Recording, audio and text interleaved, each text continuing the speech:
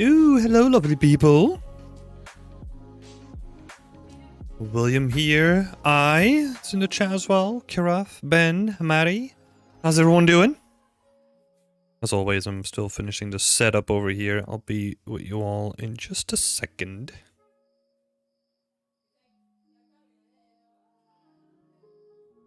I think should be good.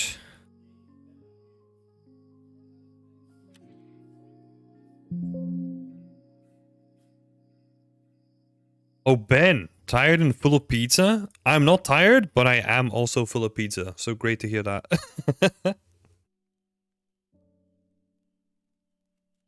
Let's have a look.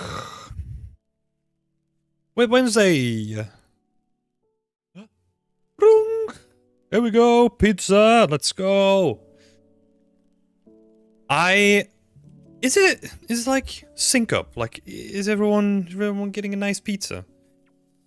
With stream prep, what I mean actually today is that I literally was cleaning up like a bit of spilled pizza from like my sweater. So there's that. got some behind the scenes information on that one.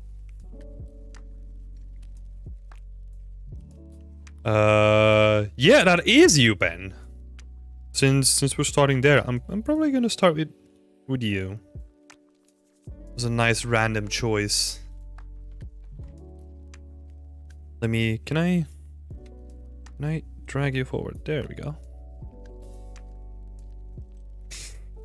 Let's open up the community chat as well, shall we? Let's have a look what people have to say about it too. First of all, how's everyone doing? Everyone doing good? Well, I'm assuming that at least 2 people are doing great because they're either had pizza or they're gonna get pizza. So probably gonna be very good.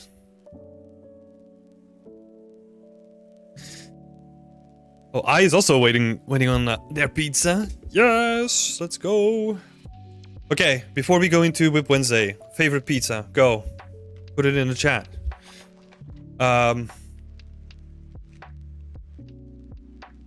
Dang, that's a tough question. I can't even answer that myself. Oh, no, actually, like, if we're going for traditional pizza, it's gonna be, like, a 4-cheese pizza. Like, that's probably my go-to, even though I love to try stuff as well, like other stuff. So, I is mixed. Oh, Mario Lopez is pizzaless. Ah, shit, sorry to hear that. Never too late, though. Meatball and mushroom with a garlic base. Oh, that sounds good. That does sound really good.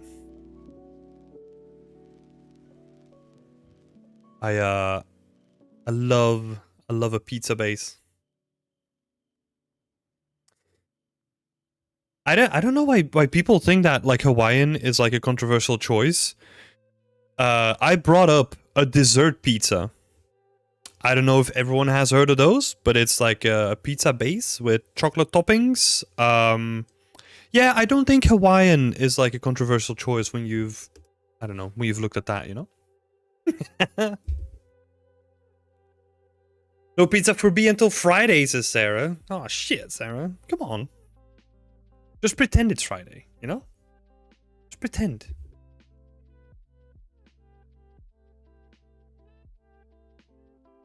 Where's my little brushy boy?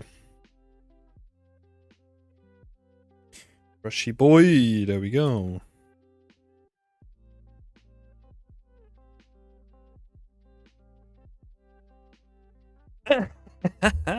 Garaf is just dying. Chocolate is on pizza, is just a no. A good prosciutto pizza. And arugula pizza is always tasty. Hell yeah, some good choices there. Oh yeah, there's actually nothing wrong with a simple margarita too. I'll take that from time to time. Go basic, you know. Who has that banana pizza? Sweden?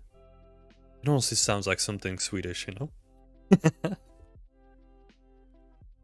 Thin crust deep dish or just a normal pizza? Just a normal one, I think. Yeah.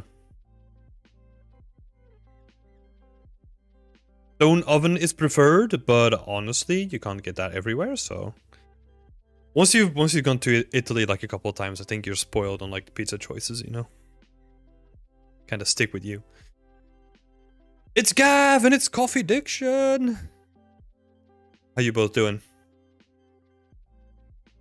So, I kind of love deep dish as well, but I'm a weird person where I'm thinking about it in a way where the dough is going to be more filling than the toppings, and I enjoy the toppings more than the dough on most pizzas. So I'm like, yeah, get rid of that dough, please. You know, as much as possible.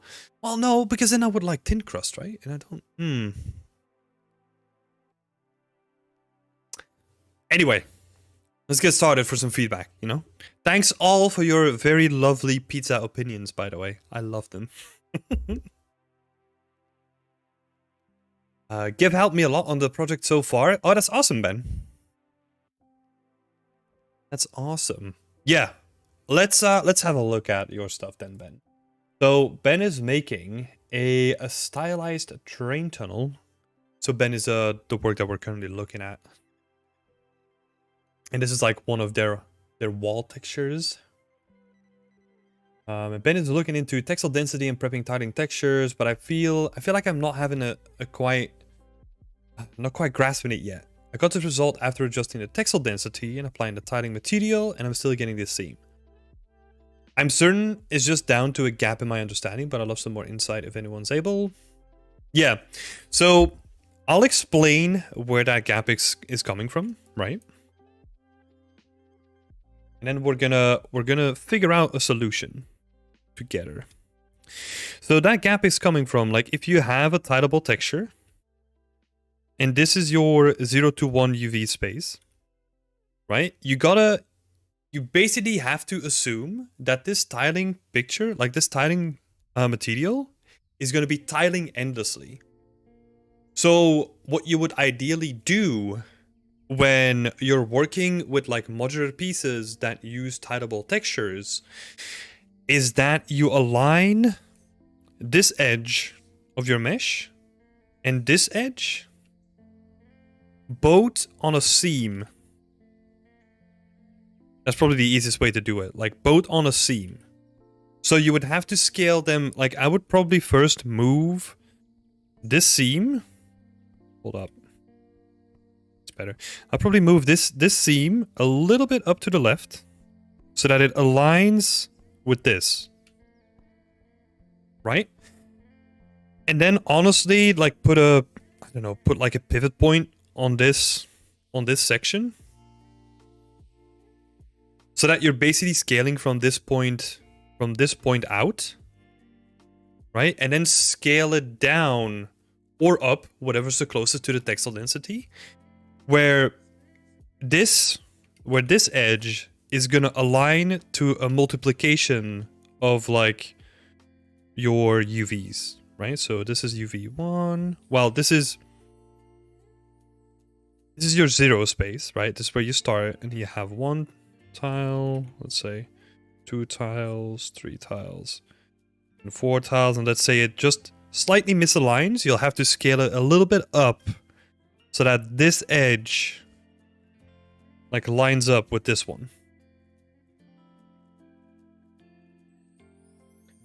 No, you're not an idiot. Completely justified to get confused by all of this, because it is difficult sometimes. You know, there's like, we just want to do art. You know, we're all artists. I just want to do art. So all this technical stuff gets in the way sometimes.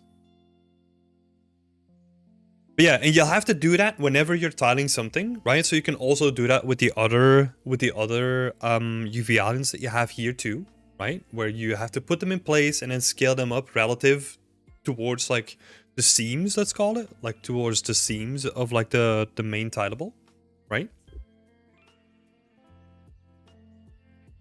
Because I'm gonna be honest, like you can do all the calculations you want, but like in a realistic game scenario, it's never gonna be perfect. So you'll have to scale it up or down regardless of what you do, right? Because let's say you make like a really cool tiling material for one asset, and then you want to use it on another asset, that asset is probably going to have like completely different dimensions, so you'll have to do some scaling up and down anyway, right? Obviously, if it's a part of a modular kit, the ideal scenario is where you have it tiling with all the modular pieces so that it tiles uniformly across like all the things. But if they're standalone assets, you're a little bit more free in the way that you scale things up and down, right? So yeah, the approach that you took by doing textile density first, seeing how close you can get, is good, right? That's what you need to do. You just need to scale it up and down and like move it ever so slightly, and then you're good to go. Because you can actually see it here, right? So this is the seam, right? That's our UV seam. But let's say, I don't know where your tileable ends or not, right? But let's say this is where your tileable ends. And you'll just have to move this up so that that aligns with that seam. And then this is where the next thing is going to start, right? So you basically, what is that? Yeah, ideally, like if I have to explain it a little bit different, like, yeah, everything is going to be aligned to like one seam on your texture, right? And then you'll have to unwrap it so that this one moves up a little bit, and then on this mesh over here, you'll also have to do like a little bit of movement in the opposite direction, because this is where the same seam is, right? Because you can see that we have like this cluster of like 4 dark green ones, and it's the same cluster of 4 dark green ones. So you'll have to just move this up, and then you're good to go. You heard the calling of banana pizza, Adam? Oh my god. Is that Sweden that does banana pizza?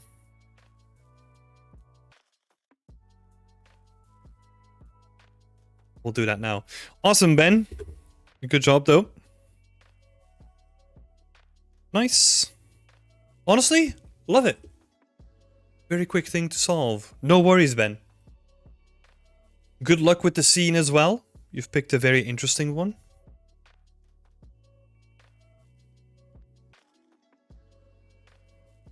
Still getting my head around working outside the 0 to 1 space. Yeah, like it's actually super simple, right? Like a 0 to 1 space is basically gonna tile infinitely. That's it. That is, there are restrictions to it, right? Like it will not tile infinitely, but it will definitely tile enough to the point where you never have to think about it ever, if that makes sense. Like you're never going to move anything so far out of your UV space that you're going to be running into issues. So let's just assume it tiles infinitely. Cool. Quick one. Thank you so much for that, Ben. Good luck with the scene going forward. Next up, I have this killer wrench. Matthew Wilshaw. Looking freaking awesome. So these are the final shots that Matthew would like some feedback on. Wondering what else to include in the final post. Good question, Matt. So the main renders are looking kick-ass, right? I'll add like a little quick thing. In comparison to, let me make a new layer here. In comparison to like these 3, right? So, in comparison to number 1, number 2, and number 3, like this one is actually a little bit more contrasty than the other ones. And to me, I don't like it as much as the lighting approach or like the color correction approach that you took compared to these other 3 ones. But that's all I'll say about that. Like for the rest, the rest of it looks freaking awesome. So great job on that.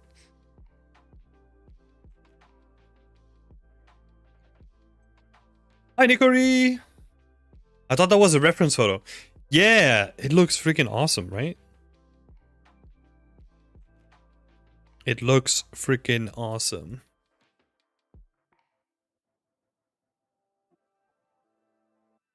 Yeah, that's the on like the rendering side, right? I'm gonna just add less contrast on this one. And then I'm gonna get back to your question.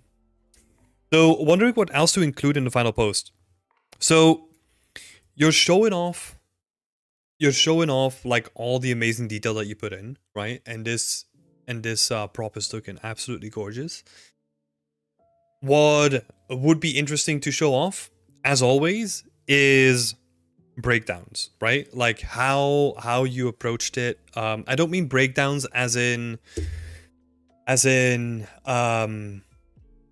how you approached it, or like what kind of shader tricks or what kind of substance painter stack you're working with, right?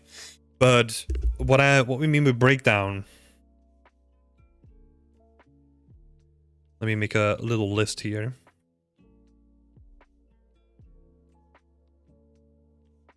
And I think Matt is actually gonna do this regardless, but I'm gonna write it down anyway.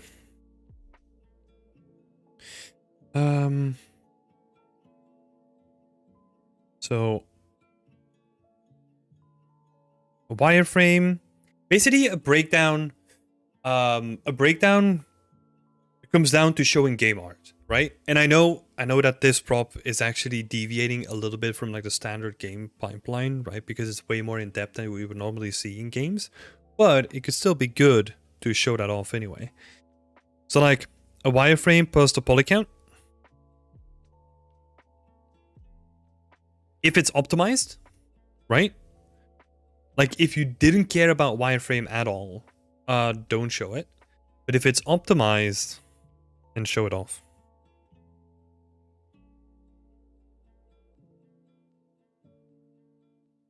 So if optimized, and then the textures would be good to see as well. The textures plus the resolution. And you can kind of take like the same approach as you can basically take any of these. Let me think. It could actually be cool to have this frame over here, right? Where the two are like slightly slanted. And then in like a mini composition, where you just have like both of your objects here, right? And then do like a texture breakdown over here with like your textures and then also the resolution of them, right? Kind of have that sort of setup. Honestly, the presentation is kind of up to you, right? And what you want to use for it. This is just like the first thing that comes to mind. I did something similar for my Cypher machine. Yeah, exactly. Like we had a look at it last week, I think, right, Alexander? Yeah, just a little breakdown of it. So yeah, textures plus their resolution. Honestly, that's it. That's it.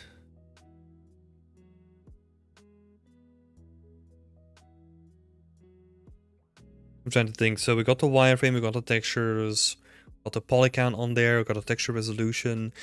Basically, anything that's important for like a recruiter to see, or like an artist to see, or art director, or whoever's gonna be recruiting you, and be like, okay, cool, yeah, makes sense, right? We're going for a cinematic style prop, so you can probably afford to have like a 4K texture on there, blah blah.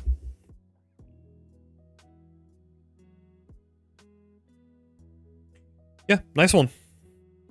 I think that's what you wanna show off, right? It's just a breakdown. The rest of it, I'm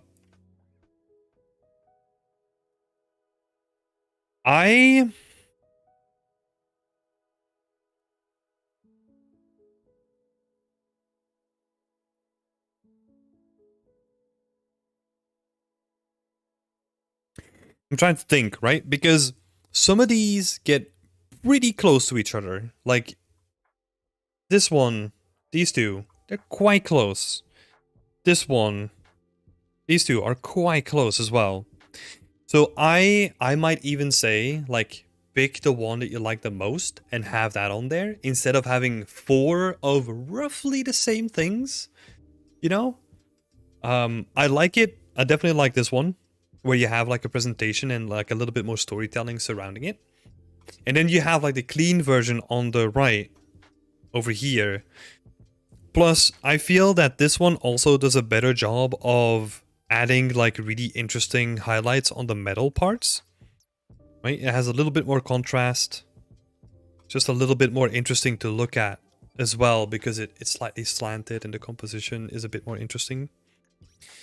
So if I would do it, I would really push hard for just making it like, hey, look, 2 of your best images, and then maybe 1 image as like a breakdown, and then you're good to go, right? You don't want to add too much, especially for a relatively simple thing. I know that you put a lot of work in it, but like it is a relatively simple prop in its, what is it, like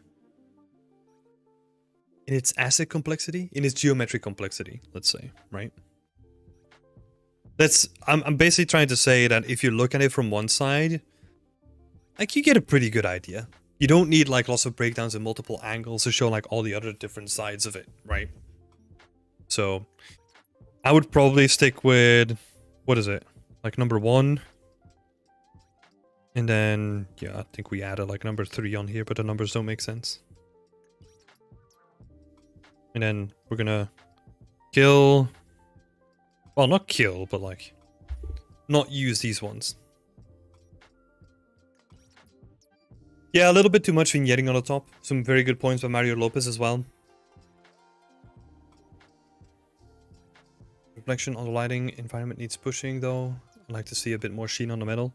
Yeah, and I think that's also what I kind of picked out with these ones, right? Like a little bit more interest on the metal itself, where you have like certain highlights and stuff. So definitely looking at it from that perspective. Yeah, but this is awesome. I would just say like those 2 images, 1 image has a breakdown, maybe you can condense it where it still has like a lot of space. Maybe you could even have like a widescreen image of this one and have like texture breakdown on the left and like wireframe breakdown on the right as like just 1 image, you know?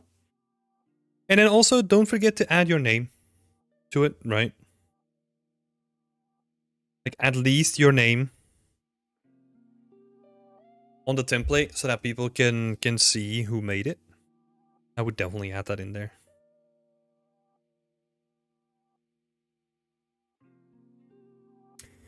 Oh, Populous Art was asking, how do I submit my WIPs? Yeah, there's a WIP channel in the Discord. Thank you so much for asking that, Populous Art. And then Gav for answering as well. Thanks for helping out, Gav. Yeah, awesome prop, Matthew. Maybe you should show this off to Screwfix, you know? See what they think about it. See if it's authentic enough for them. Moving on, let's have a look. Steve Lavko is working on the Gates of Hades. Let's have a look. A rough block out of the scene in Unreal. Also want to check out Unreal since I'm working in Unity for the past years. Okay, so first scene in Unreal after moving from Unity.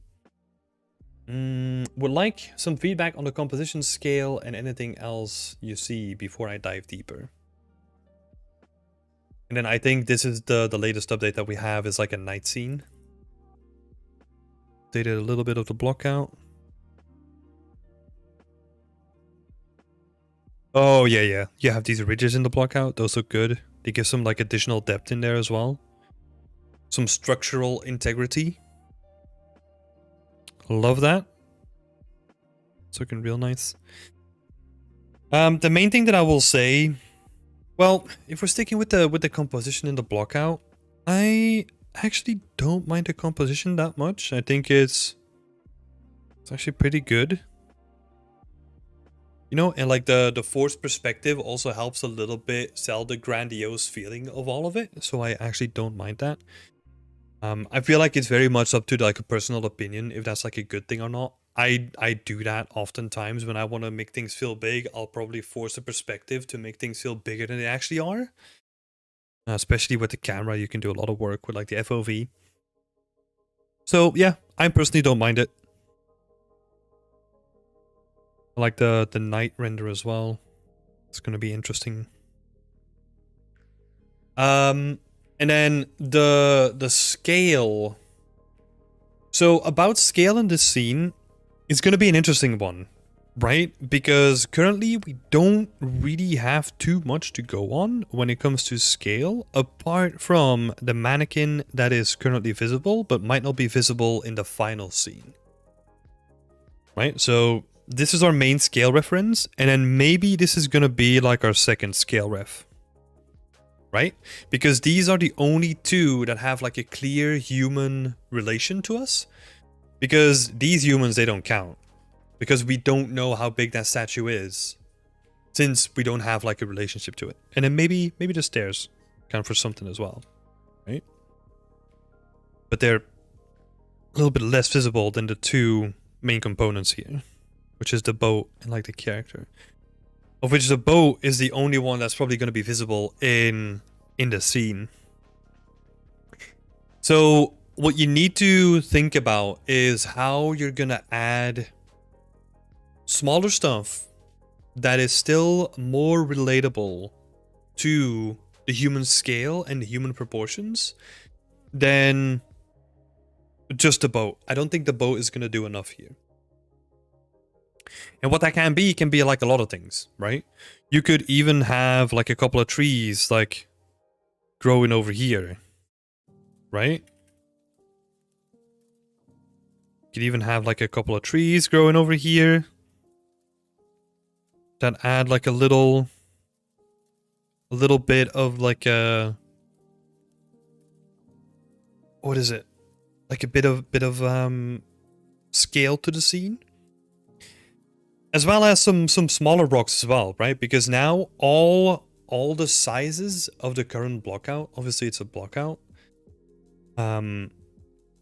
but all the sizes are large. Or like huge even. Right? So you have this bigger shape.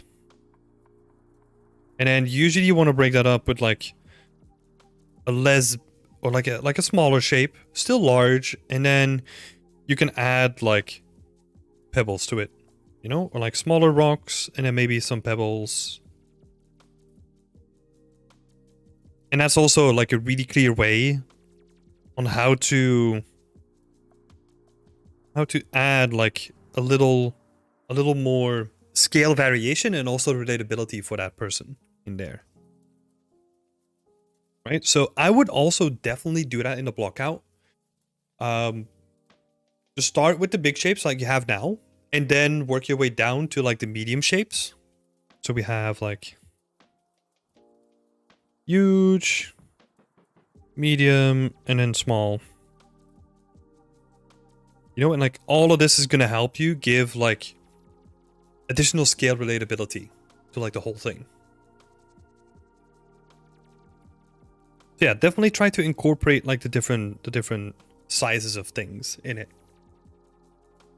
Plus also while you're doing it, you might encounter like more variation when it comes to these rocks because they all look kind of the same right now, which is also not really helping the case. So yeah, definitely try and work your way around with that, I would say. Yeah, maybe, I mean, Quixel added like trees as well, right? So you could plop down some trees, see what that looks like. And then if you decide that that's like a good thing for giving extra believability to your scene, you could still, you could keep them or like replace them with your own ones too.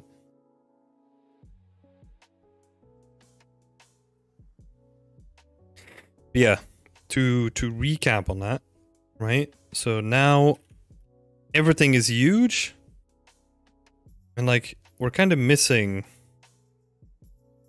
like medium and small shapes to really add like relatability to the scale here as well.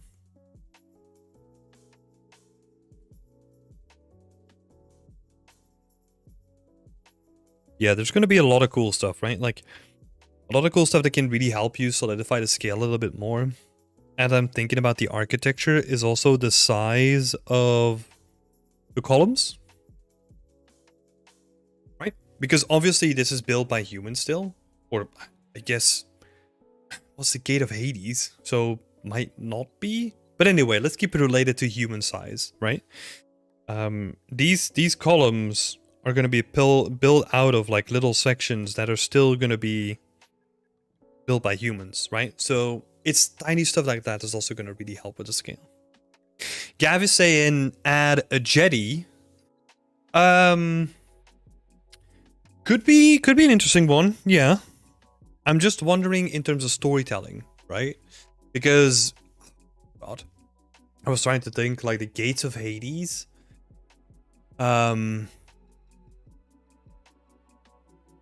Oh, yeah. The end of the river Styx. Oh wait, so yeah, Steve is adding some clarification in like the thread on Discord as well. So it's going to be the end of the river Styx, and the boat is the boat of Charon, which uses it to cross the souls of the dead. Yeah, that makes sense. In that case, a jetty would actually be really cool. You know, because then it makes sense for the story.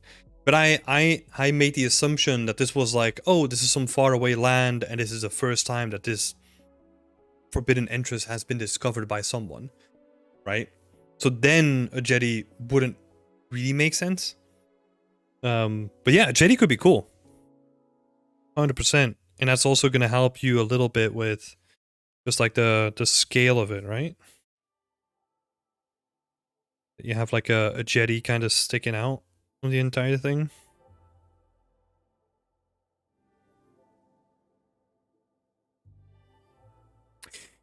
Hey, Whiskey Boy! Good to know you're here, Steve.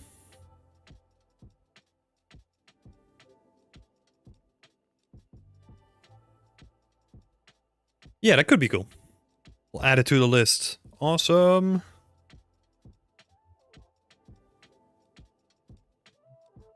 Yeah, you gotta do some like cool, because it's the River of the Dead, right? Like I'm really curious how you're gonna portray that. Like how you're gonna be visually portraying that. My thoughts immediately go to like Hades, right? Because that's like the most related game that I played to that. But yeah, it could be very interesting what you do with that. You could even have, I don't know, some like smaller props in the foreground to really lend that weight, right? First that I'm thinking of, it's kind of skulls in the foreground to really have like, I don't know, like just piles of skulls, you know? And you have like a couple of them, or like one of them, like just in the foreground. Kind of just becoming like, I don't know, like it's a skull on top of a pile of skulls, but it just happens to be like in front of the camera or something like that. You can really play with those elements in your composition, which could be very cool. But honestly, that's up to you. Oh, Ice Pizza is here, just in case for your curiosity. Awesome! Enjoy the pizza! I'm thinking of some lit torches here and there, dead trees, like a thick forest. Oh, okay. That's interesting. Because if you say that, then I would probably try to reflect that as soon as possible in the block out. Because Yeah, currently we're not seeing any of that, right? So I would definitely try to reflect that as quick as possible in there. Because those things are going to help you massively in terms of like the issues that you have in terms of conveying the scale at this point, right? So definitely add that into the block out for sure.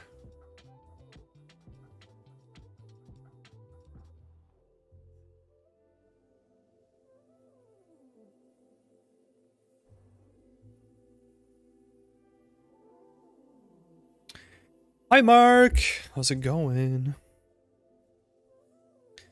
Yeah, Mario is saying dead fish, algae in the water, low fog mist, make the water look bad. Oh yeah, you can do so much with like really spooky setup, especially at night, you know? Oh, it could be cool if you can find a way to kind of make it look like a sort of relatively normal scene at first, apart from the gate itself. And then the more you explore, the more you see like hidden stuff, right? Like, I don't know, skeletons in like metal cages hanging from somewhere, like piles of bones or stuff like that. You know, like obscured by the darkness. But the more that you look at it, like the deeper like the, what is it? Like it's almost like Hieronymus Bosch, right? Like, I mean, he's a little bit more upfront of it with like his paintings, but like his paintings are like a crazy depiction of hell, you know? And they're like interesting to explore. Could be an idea. But yeah, Steve, that's totally up to you. But yeah, I think the biggest thing here is honestly when you mentioned like the dead trees and the thick forest and lit torches and all that stuff. That sounds awesome, but you need to incorporate that as soon as possible when it comes to the block out. Because that's definitely gonna help you, yeah, just solidify the entire scene and build like a good foundation. Nice one. So yeah, let me note down some things here from the chat as well, right? So ideas.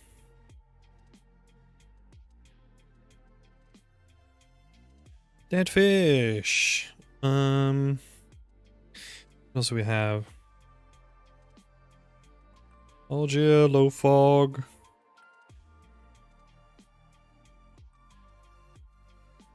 Thick forest. Yeah, just like grimy water, right?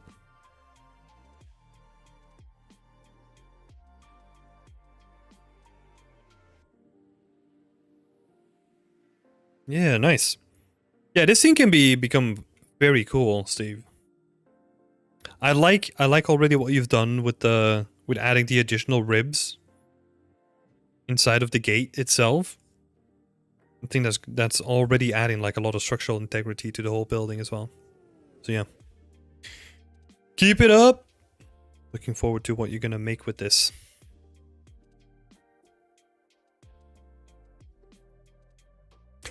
Arthur E. Hi Tim, how are you doing today?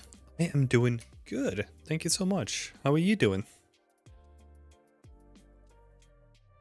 And then we're moving on to Florian. Florian Upshet. So what do we have here? Feedback is open. Okay, so it's not like a dedicated feedback post. So, well, like not a dedicated request for feedback. It's just more like, hey, feedback is open. So let's have a quick look. Honestly, I mean, you notice by now, like guns are not my thing to critique, honestly. So I'm gonna stay away from like the actual stuff that I don't know too much about. So I'm gonna keep it a little bit more big picture on this one.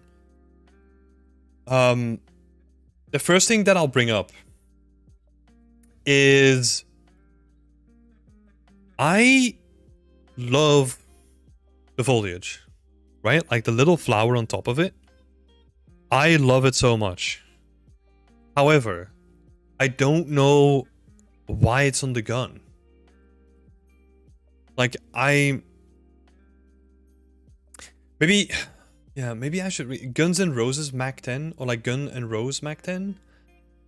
I don't know. Maybe I'm missing something, but like, I don't get it.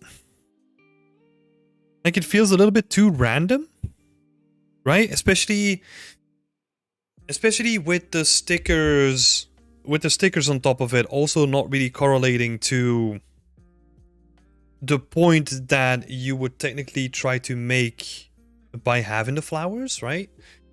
Yeah, contradiction. Like, that's what I was thinking, right? Like, peace, not war, but then also like meow meow cats on like the barrel and like a little guy up here. Give me like a peace sign. I mean, that's a stretch, you know, like a heart sign here. Just this feels more like a little meme.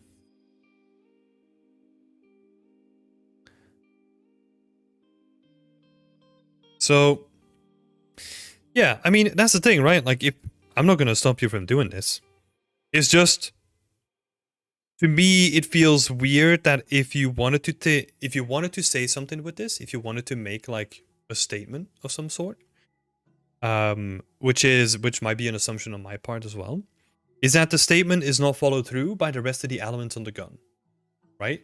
That it leads me to perceive it as inconsistent.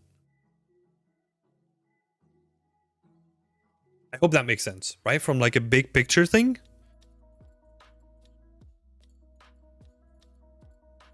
But like the gun itself looks really nice, you know? And the flower itself on it, like the execution and the technical execution on it looks kick-ass. So, but nothing really to say on it. Also because guns are not my specialty, right?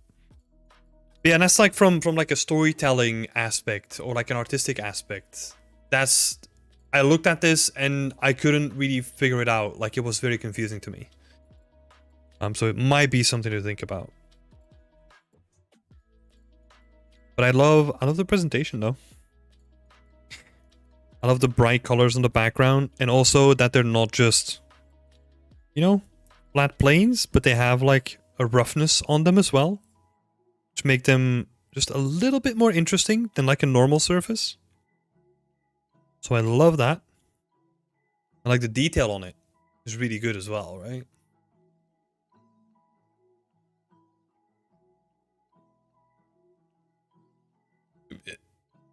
Contradiction. Is a flower meant to be a substitute for bullets? I don't think so, because the bullets are right here, right? That's what I mean with the inconsistency part of it. Like, I don't know.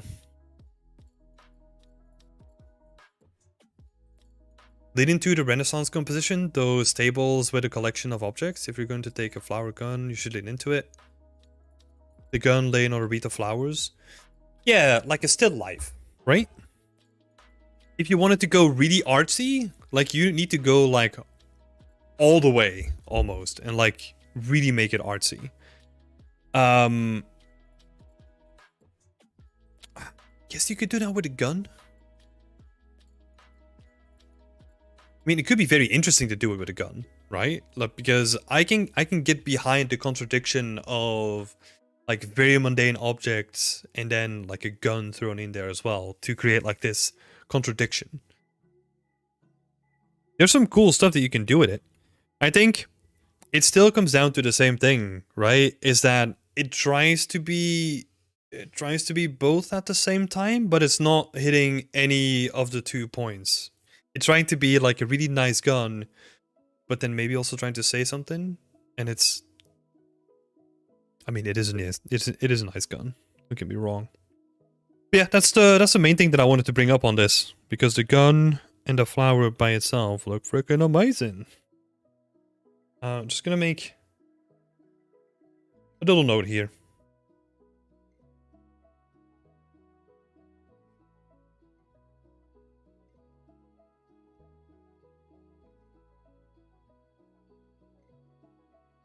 Because we might also be overthinking it too, right? Like, what also might have happened, And again, making an assumption, don't know this for sure. But that they literally had this flower lying around and they were like, oh, let's try something new, you know, let's add it to this gun. Totally be happening too, right? Yeah, totally agree though. The flowers look awesome. Yeah, 100%. Like the flowers look freaking amazing. And the gun itself as well.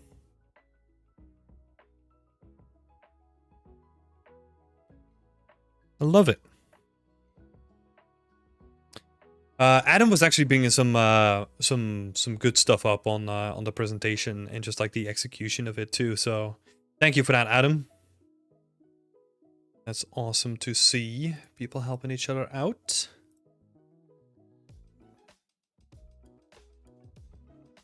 Yeah, so okay, so there's this new screenshot which is so definitely no guns, right? But then if you wanna do that sort of a thing, I think you need to go further into that. And then make it, yeah, like really make it into like a statement piece, right? And really push it. Because I don't think it's going far enough then, if you wanted to really make a statement. But yeah, that's it from like a broad perspective, right? Again, amazing work, Florian. Keep pushing it.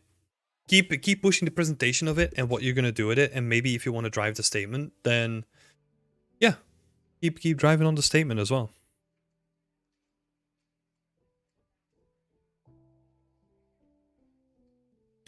For sure.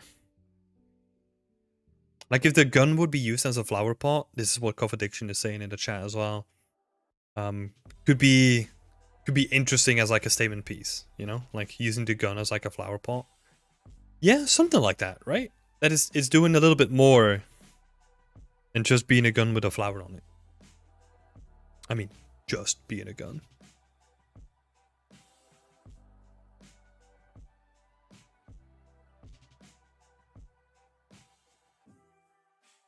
Yeah. Cool stuff. Cool stuff. Dots is saying in chat, make the flower come out of the barrel. Yeah, you could even...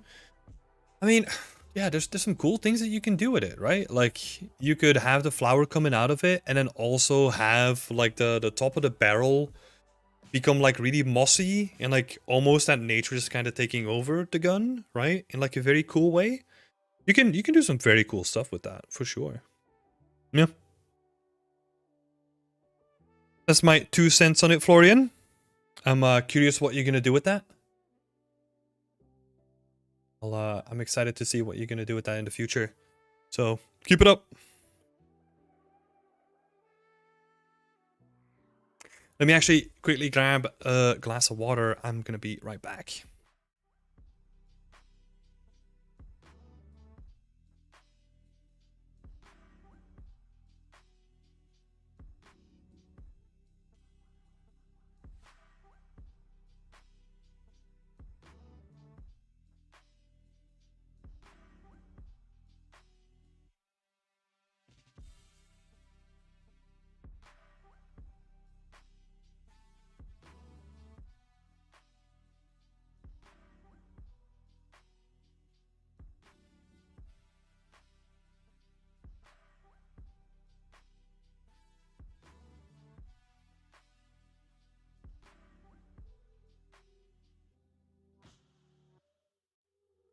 All right, we're back.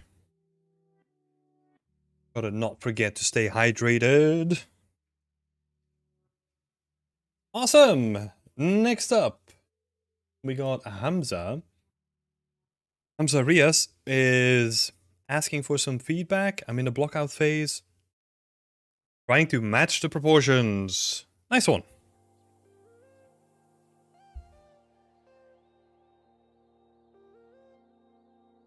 Mm-hmm.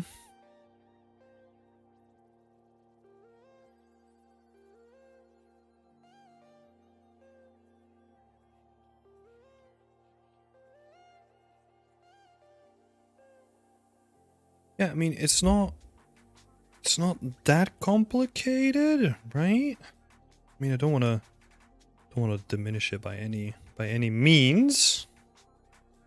Let's see if I can point out some stuff here. This definitely has like a more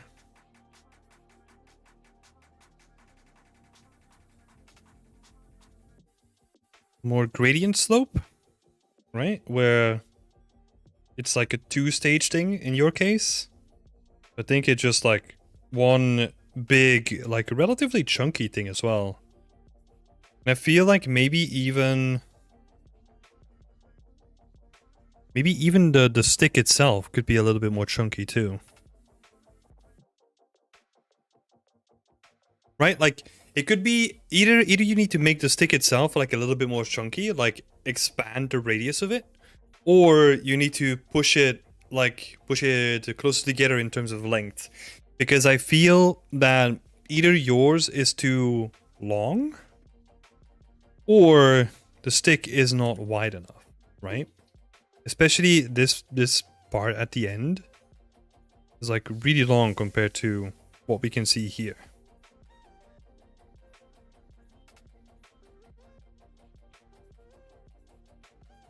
So yeah, you would almost want to kind of cut it off there. And this one expands here. Maybe, yeah. Maybe make the stick like a little bit thicker, you know? Make it a chunky boy.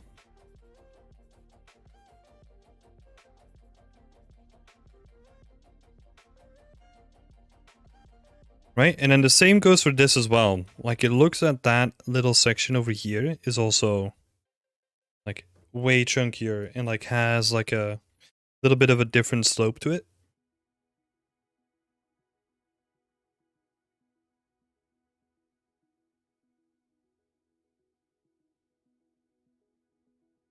Right? Just expand that a little bit as well. Oh, this is cool. You gotta, I think with the shapes on the head, I mean, I don't know how far you push your blockouts normally, right? Like with the shapes on the head, you kind of have like a squarish shape.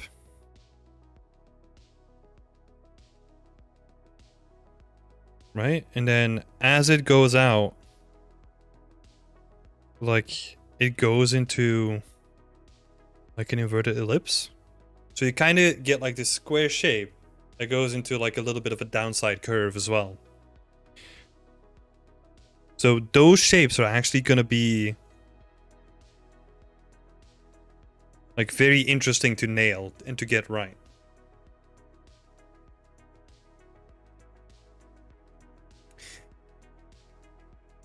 Maybe make individual cards for the same UV space on the feathers, on the pipe? Yeah, 100%. Yeah.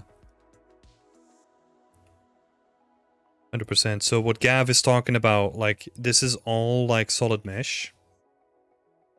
Right? But what you want to do, let's have a look over here. What you kind of want to do is you're probably just going to break that up into like little planes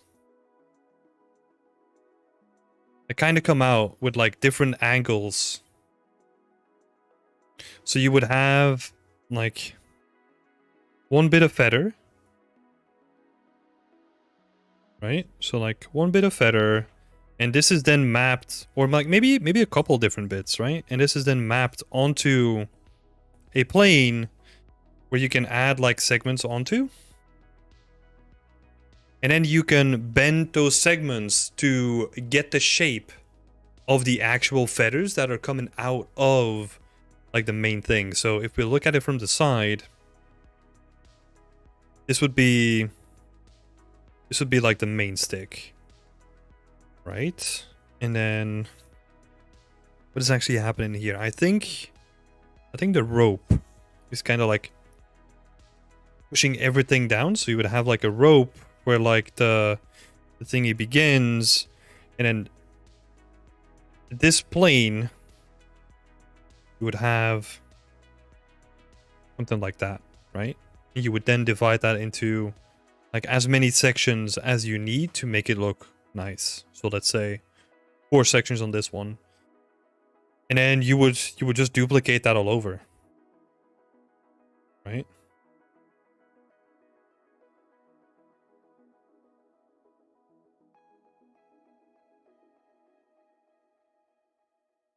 And in that way you can create like a nice layering of like all these different like all these different like feather cards, you know, like these fur cards that are just like scattered in this random direction or like in this random like pattern overlay on top of each other to create like a nice layering of all of it. And I think you only need like, I don't know, like 2 or 3 cards, right? 3 of these to make like, let me see. Yeah, to make like these 2 sections. You can make those both out of like this card approach. Right? And then you will probably have like a single feather for this one because these are more unique. So you want to put like more time into those, right? So yeah. But that's definitely an approach that you can apply here for sure. That's a good shout, Gav. But yeah, I think on the blockout stage, I'll give you like a little hint. Look into QuickPipe. It's a Blender add-on that actually allows you to make a selection and then convert that into a spline.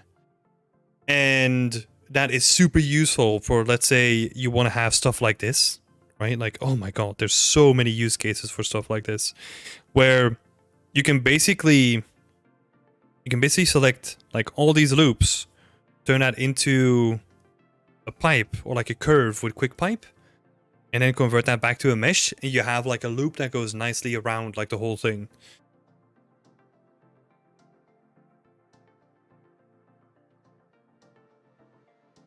An option would be to bake high poly, not cards onto cards, low poly. Oh yeah, that's the approach that you would take with this one, right? Like you would probably bake that down onto a card, and then you can just use that to spread around all over the asset.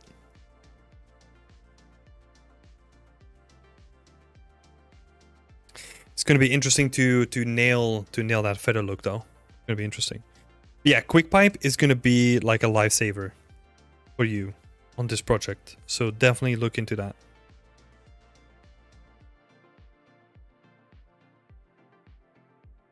I use that a lot whenever I'm doing like anything rope or spline or anything related like that. Woo. Cuz yeah, you can do the same here, right? Like you make the first spline, convert that to a mesh so that it gives you like radial geometry. And then you select one of those rings and then convert that into a pipe again, and then do that again, or like just duplicate it and then make like a quick pipe here. Then yeah, I mean, you could even just like duplicate this and like cut it up, and then you have this pipe over here, and that's, oh my god, yeah.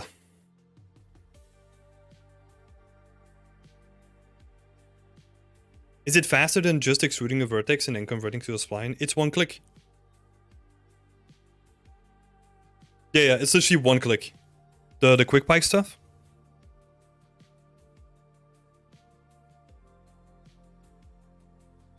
It's super quick.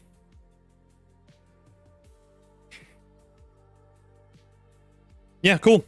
But great job on this, Hamza. Keep up like these couple of things. Like just when it comes to more stylized assets, right? You can play around a little bit with the shapes and make them more evocative, right? Like make them a little bit chunkier, make them a little bit more expressive than what you would normally see in like real life assets when it comes to this. So yeah, definitely make use of your geometry, and yeah. Yeah, expressive is probably...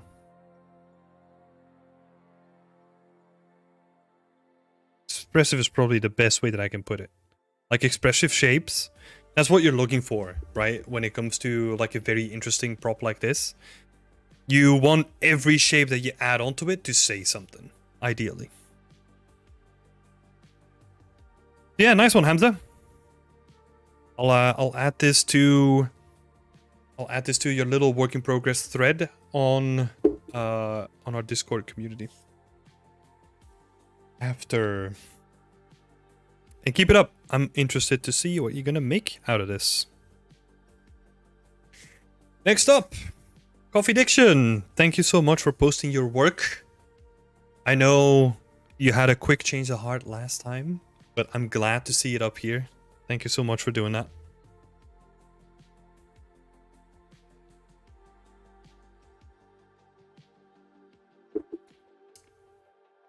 All right. Let's have a look into it. Been working on this for a month. I'm still missing decal details, and I'll probably add them after getting a bit of feedback.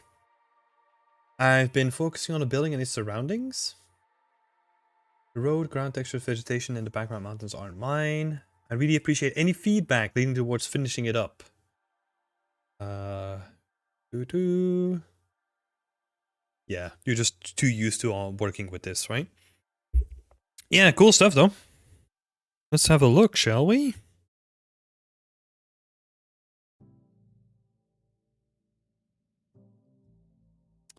I'm gonna see if we can find like some quick reference over here, right?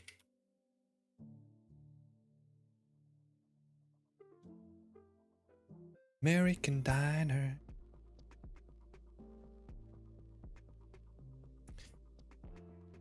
Yep. Okay. It's gonna be some very stupid stuff that I'm gonna start out with. Let me see if I can find like a better picture of it.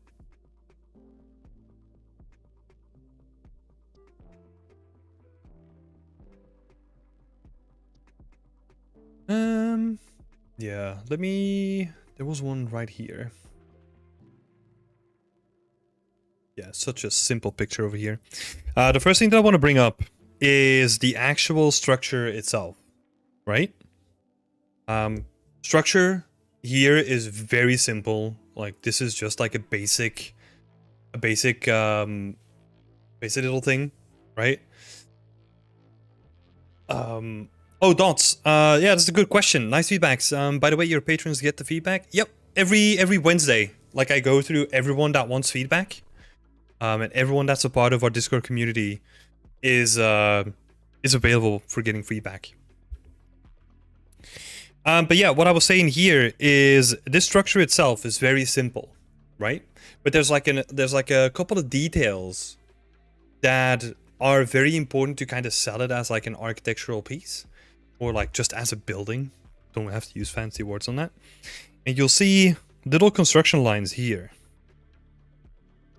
Right? And then also this little lip at the bottom. And then little transitional things like where a window has been put into the frame itself. It has like a little lip as well. Right? The first thing that stood out to me is that if we look back on your little scene here, if we just look at the building first.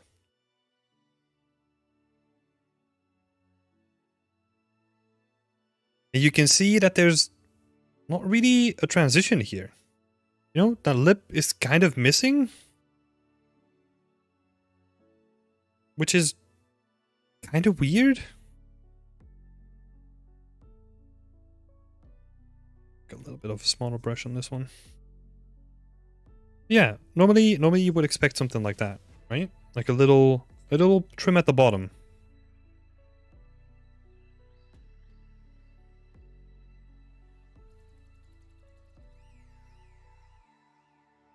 We've got the bottom trim.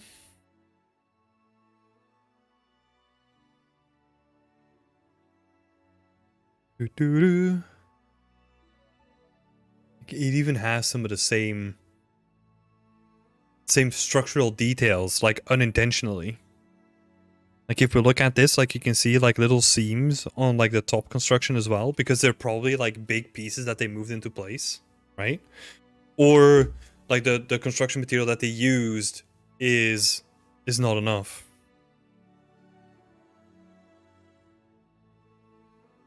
Right? So like those little lips, they can help a lot as well. Because they always, especially with stuff that's stacked onto a building, right? You could make the case that you don't need construction lines on like a solid concrete building, like it is right now. So if it's concrete, I don't mind not seeing those construction things because that's like a normal building, right? But I would still expect to see it on stuff that's like an attachment onto the building, especially on like corner pieces, right? Because it's probably a kit that is like, oh, you got a straight piece, and then you got like a little corner, and then you got another straight piece, you know? And like where these two connect, you would have like little manufacture lines. You can kind of use that to your advantage to give like the impression of more detail, right? Like more architectural details. I know it's small stuff, but that small stuff like really really sells a building, you know? Like it makes it feel more alive.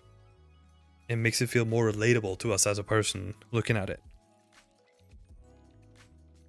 And it removed the flatness too. Yeah. Especially because you're already dealing with like a super flat building because it is made out of concrete, right? So you can't really help. You can't really help it there because it's just built by the construction material. Yeah. You need to find ways how you can then break it back up again. For the windows, I'm honestly not convinced by the look and how they are made. You know, I would almost expect it to be like one big window over here. And then if they're doing this curve on the entrance, and if there's also a curve over here, wouldn't they like do a curve on this section of the building as well?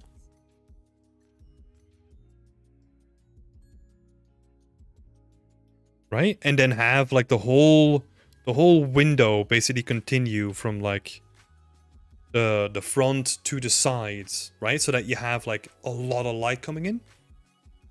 Because again, to me, this feels like a little bit unnatural. Like it kind of feels 3D where you wouldn't really see that in real life. At least my intuition of that.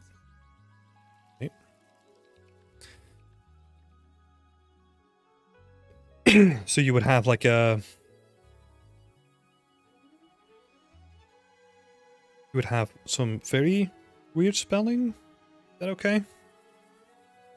So continuous window. And then a building curve, right?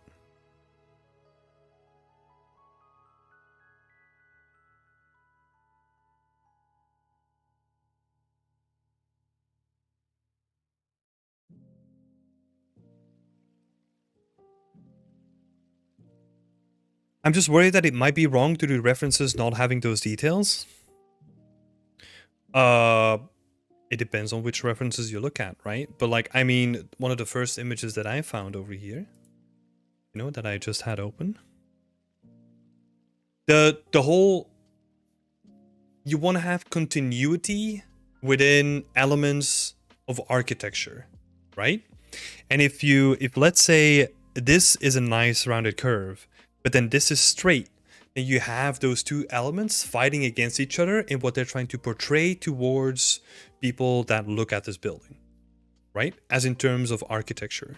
So that's why if I look at this and the top section is curved, but then the main building is not. I mean, I'm not saying that it doesn't exist, right? But to me, that kind of feels weird. So I'm throwing it out there. If you think like, hey, look, I rather want to stick with these references that I found, that's totally fine to me too, right? If that is a choice that you want to make, like honestly, like I don't mind that much. That is honestly your decision and where you wanna see your art go, right? Or like this little scene go. To me, it's almost always more important that it shows like a consistent vision, right? Because you can actually do some really cool stuff where the front of the building is like a nice rounded facade, right? So that is very pleasing for people and very inviting for people coming in. But then the back of it that no one's ever gonna see apart from the people that work there is just like a concrete block, like no attachments onto the mesh whatsoever. It's just gonna be like a boring exit door for people that just want to smoke, and there's like gonna be some shitty plastic not stairs, but like chairs, you know? That's the thing. You get it? Awesome. Yeah, because, I mean, the thing is, like, you can find reference for anything, right? I can find references for, like, rounded buildings, and you can find references for square buildings, because they probably all exist, right? Yeah, it's more about, like, what the building is trying to convey, right? And there could be something, like, very interesting, right? Because that's what you're kind of going for, is that you have a very pleasing looking diner, right? Like, that's trying to be inviting, but it's also just like barely functional, like on the brink of just being bankrupt, right? That's kind of what it feels like. And I think those two actually create like an interesting contrast between each other, right? Where they're still being, it's almost like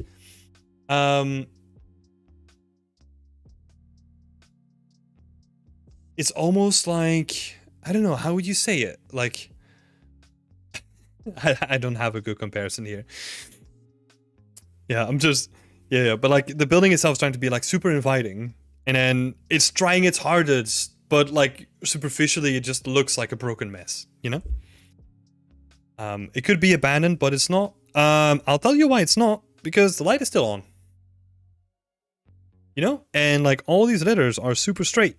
So I think there's still people there. Right? But then also the curves are the blinds are closed. Yeah, I think if you want to do this, I think honestly the way that the whole scene is kind of set up, I would honestly like have like this eye like almost like crooked, you know, where it's like, I don't know, some kids that pass by and they're like, oh, I want to grab a bit of food, but then they realize that it's closed. Like they just started chucking rocks at the diner. Right? And then the lights are gone. Lights are out. But then also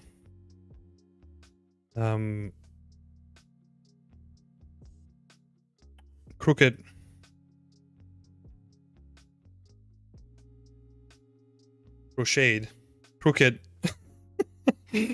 crooked signs, right? Because right now everything is so straight that it feels pristine, but it's not. You indicated it's not pristine by having it like textured in a way that is not pristine, but then the mesh itself is actually contradicting that by just being like super straight, right? The goal was that it's not abandoned. Oh, you can definitely do that. I think what you would do then is, if it's not abandoned, you'll have to do more work though. That's the thing. Right? Because now the windows are closed because you don't want to do an interior, which is understandable. But if people assume it's open, then you'll have to open up those windows, or at least do a little bit more to show the interior of it. Because, I mean, you could do like the stereotypical, like, hey, we're open sign, but that's not gonna be enough convincing by itself, right? Like, you want people to look into it, at least. But yeah, that's like the overall feeling, right? Like the overall feeling of the building. You can definitely do a little bit more when it comes to like the building itself. breaking it up, like fixing the windows, like making everything like a little bit crooked. Even if this was still open and it was still running, like making the letters crooked, like just a little bit, adds a lot of believability to the whole space. Because nothing's ever going to be straight, right? Like nothing. Actually, the thing that makes it so interesting to look at is that nothing is going to be straight, right? Like even this stuff. Like this, if this is made out of like individual plates, like these are not going to align like 100%. So this one might actually, I don't know, start here and then go up and around the corner, you know? Where there's like this disconnect between the two panels just from like the years of use that it's seen. Yeah, something on the roof to break the roofline as well. Yeah, and you can do the same thing with, like, let's say this is made out of like individual sections, like have the sections broken up. Right? What I'm getting at is details, right? Like you've got the foundations of this scene worked out. And I think right now it's thinking about the details, which is also why what you asked for, right? Like moving it towards finishing up. And I think those details are gonna add a lot of character to this building. I'll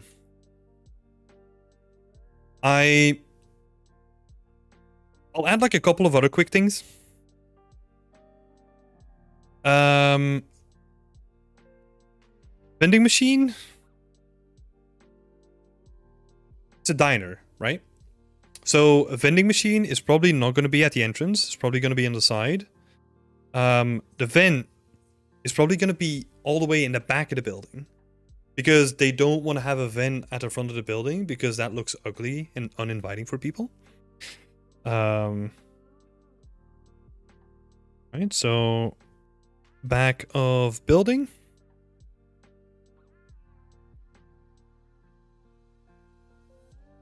And then move to side.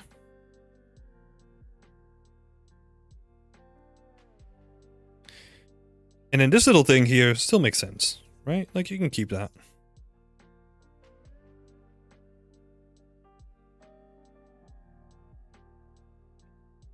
You can definitely keep that.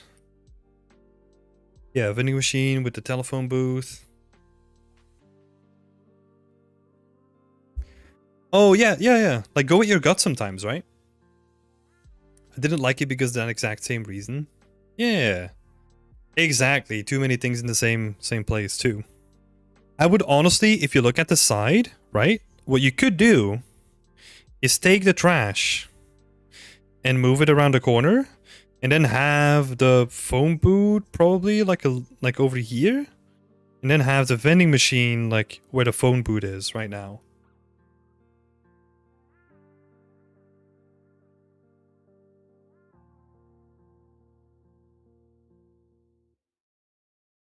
Okay, but we've talked about like the overall scene by itself, right? So we kind of focused on the building itself. Let's move on to like the details that you can add on the props itself as well.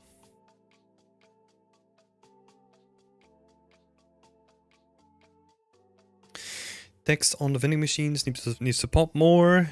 Yes, I totally agree, Mario. That's very good. Upscale the trash because the edge lines of the building are at the same level as the trash bins. Let's have a look there. Oh, yep.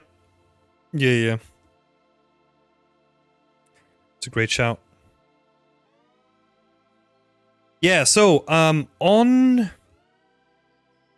the topic of details, right? There's a lot that you can still add over here. And I think this is honestly gonna be where like good ref is gonna come in for like a very specific machine that you want to replicate, right? So So let's have a look. Let me see if I can find like a quick one. Vending machine.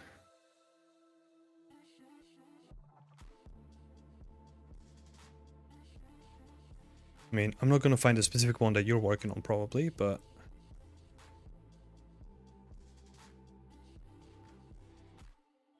Hello, please load. Thank you. I mean, look, let's just grab this one, right?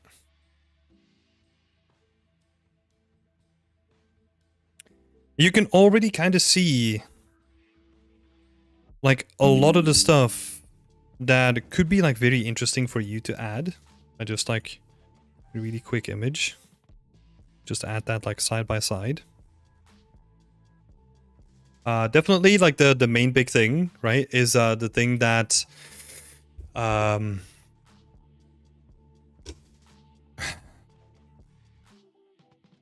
thing that Mario brought up, right, is the logo itself. Like, you can do a lot of cool stuff with that. I would definitely... It needs some sort of logo, right? This is where you go into like a little bit of logo design and make it like really pop. And then you add like all the in-world stuff to it, right? That kind of makes it feel more alive, like the trademark thingies. Like the little branding at the bottom of it. Also these kind of details, right? Where you would have like, hey, this machine doesn't give cash back, right? Like, it has like a bunch of stuff written on there. These are probably going to be like dirty plastic covers. And then behind it, they'll have like a little design display at the back of it, right? So you would have like your first layer. You would have like your first layer of like plastic, and then you would have like a layer that is like design. So you would actually build that up in like that way too. And then you do that for like all of these. Like, you can kind of see that here as well, right? Where they get like Mario saying like gets sun bleached. That's actually a thing, like where colors like diminish over time by just the sun like blasting it constantly. It also, like, all the dirt and like all the stuff like crawls into like all the crevices and whatever. So they're gonna look like this if it's outside for like a long time. And also, again, the same thing that we mentioned with the building as well, right? Is think about how this stuff is constructed, right? So it's not gonna be like one continuous like metal frame. It's actually going to be broken up into like sections where people have actually constructed it together in a certain way. So you can kind of see that here, right? Like, this strip is going to overlay this strip, and then this strip is going to be behind this strip, and that's how they're all going to be fastened together. Can you do that with decals?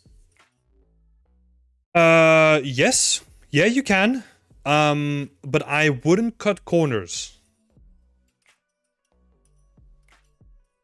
I know this is fucking annoying. You know, I'm not even sorry for the swearing, but like, that's what it is, right?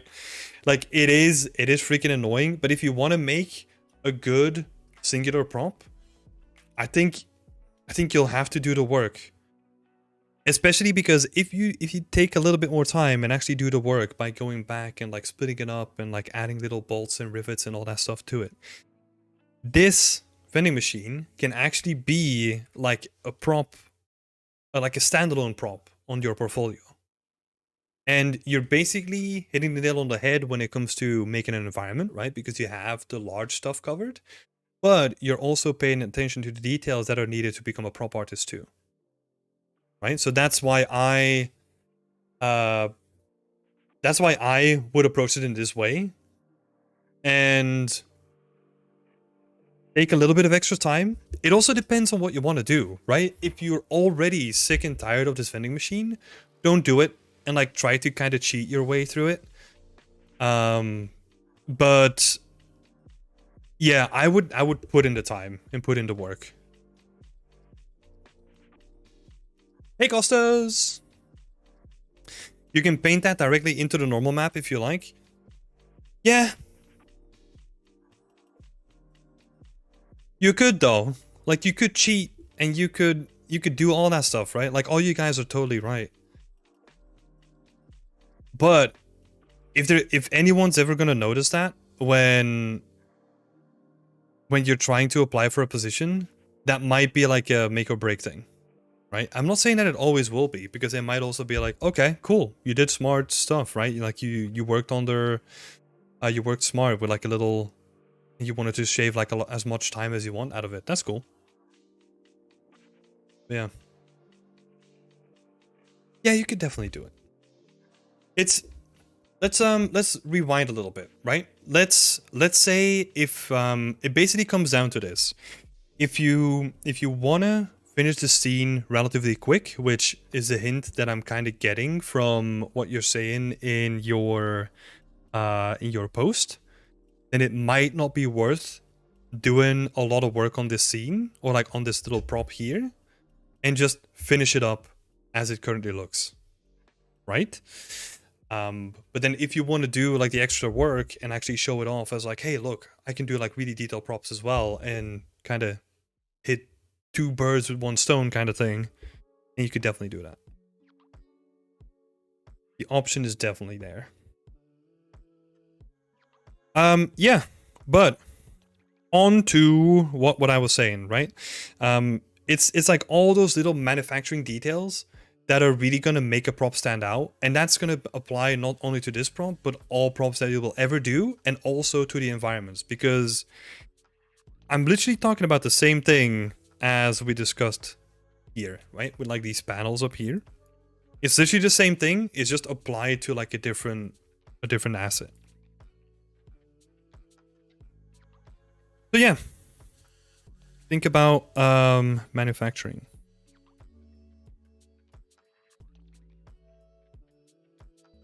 Or like, how is that built, right?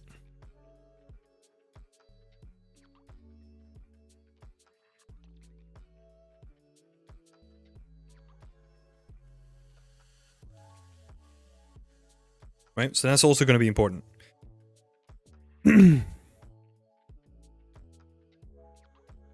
Yeah, and then we kind of talked about like the layering on these buttons. The thing up here, like try to fill that up with like the logo as well. Maybe Cactus Mate.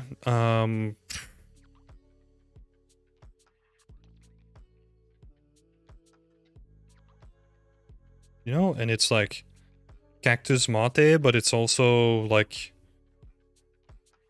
I don't know, Cactus Mate? I don't fucking know, you know? Give him a cute hat. Has like cute eyes. That's your Cactus Mate. You know, there's your logo. And then you would have...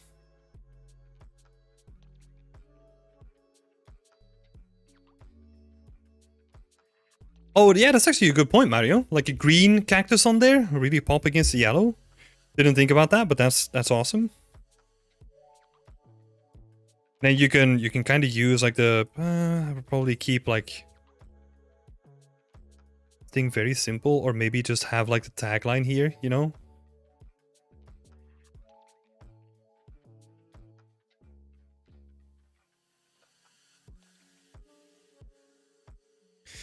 Would you say making those panels and buttons emissive would fit? I don't think it would be worth the trouble, honestly, unless you were to do like a night scene or something like that. If that was like a scene that you would be making, yeah, emissive would be cool. I don't think... Yeah, I don't think it's needed for this version of the scene though. Yeah, also, I don't know. Do you have it in here? Not really. It has branding on this side. Do you have it on yours? Not really. Like sometimes they have like little stickers here, right? Like little inspection stickers. Maybe somebody vandalized it. There's like, I don't know, like a little tag on it, you know? You can do some cool stuff with that. Do some very interesting stuff with it. Right? You're basically trying to bring this to life by just, I don't know, like adding stuff to it, right? And you can have like a bunch of fake brands in here. And if you do all that stuff, oh dude, this is gonna be a show stealer, you know? Yeah. Details, make it stand out. Because honestly, the reason why I focus so much on the details is, how should I say this? In my opinion, that's where you see the good artists distinguish themselves from a mediocre artist. If they put in the time to add like all those little details and give everything like a little bit of more character than everyone else is doing, that to me makes them stand out from the crowd and actually makes them way more interesting to work with, because you know that they're gonna put like the dots in the eye and they're really gonna check what they're doing, right? Even though, you know, let's also be realistic, right? Like the stuff that you did without all the stuff that we discussed is still perfectly fine game quality too, right? I've made prompts that look like that, depending on the game, right? But it's usually, especially in this day and age, like it's usually, how should I say this? Like the artistic level that's out there, if we look at juniors or people that are not even in the industry yet, a lot of it is likely higher than what you would see in games anyway. In a lot of games these days, right? Because, yeah, I mean, we have more flexibility with a bunch of stuff too, but yeah. Yeah, cool. I'm not gonna spend too much time on this thing then, right? Because it's basically all the same stuff that we just talked about when it comes to the vending machine, just applied here as well. What grabs attention is contrast in value, color, saturation. Yep, details as well. Contrast in details. If it ends up being distracting, you can just tone it down a bit to bed it into the scene. So I can add more details on top of it and keep things in check. Gotcha. Yeah. Yeah, that's a good way of putting it. That's the way that I look at it too. Last thing that I will say. Last thing, if we zoom out a little bit again, and if we just look at the scene in general, the only thing that you need to do,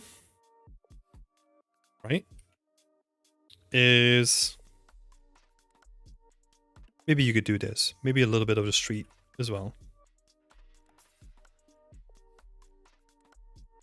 To make a convincing scene, that's all you need. Right? You don't need like anything else than that.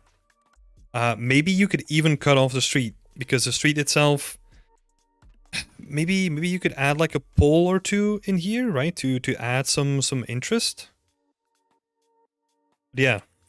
I would honestly just have the diner itself and then just have it fade out on the edges and like really cram like a bunch of detail into that region instead of trying to make like this large landscape, which you'll need to do more work on it when it's literally just the background of it, right? So I would say condense the scene, just make it into like a little diorama or something like that. Still use the assets that you're currently using, right? But just like condense the space and like focus on like the stuff that matters here.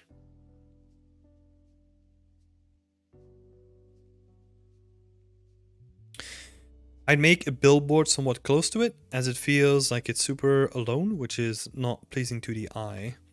Yeah, I guess you could move this billboard up here, right? Like a little bit closer to it. Yeah, exactly, dots.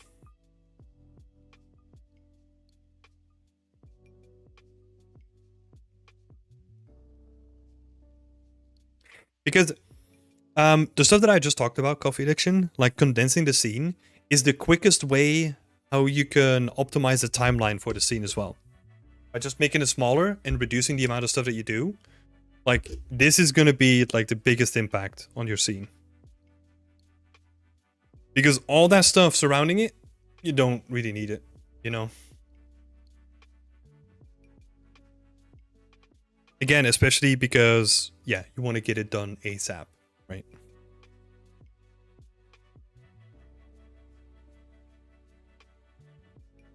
So yeah.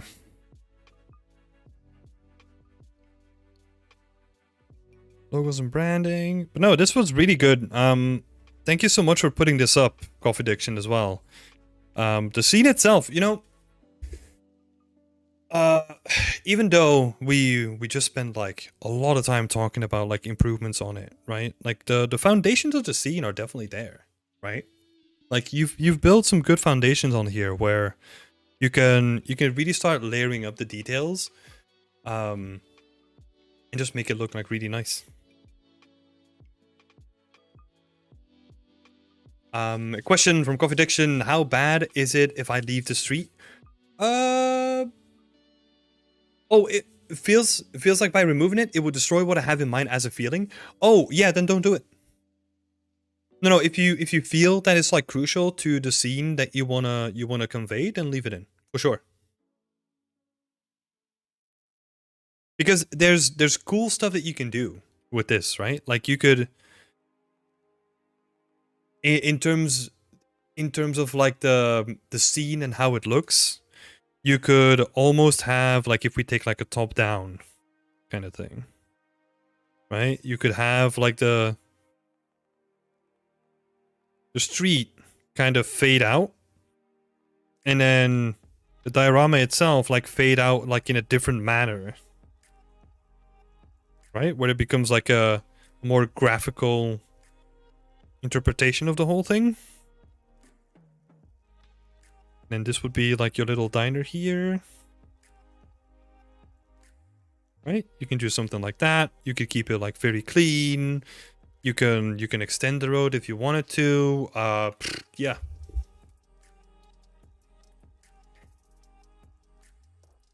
I mean, yeah.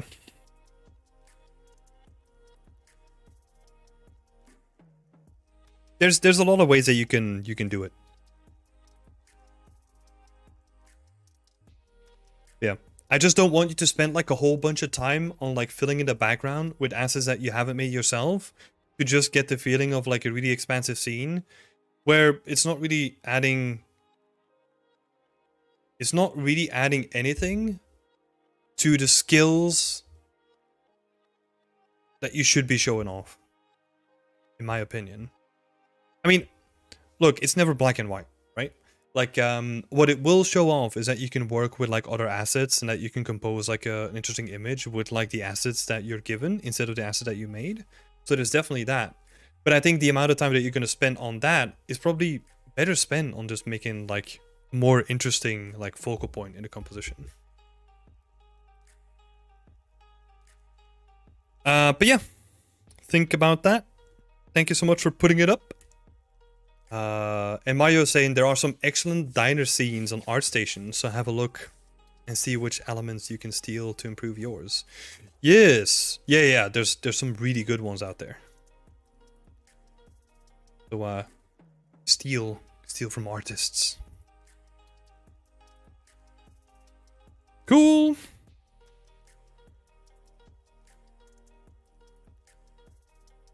Thanks for reviewing, Tim. Yeah, and also thanks Mario and Dots for the input too. That was awesome, people. Thank you so much. Let's have a look. Next up, we have the third Ming.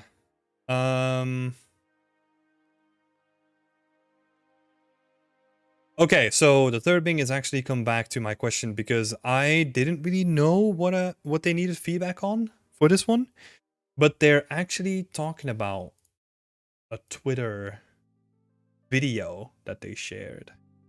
Let me bring it up as well. So this is master material that they're building for their rocks and how they approach like large rock surfaces.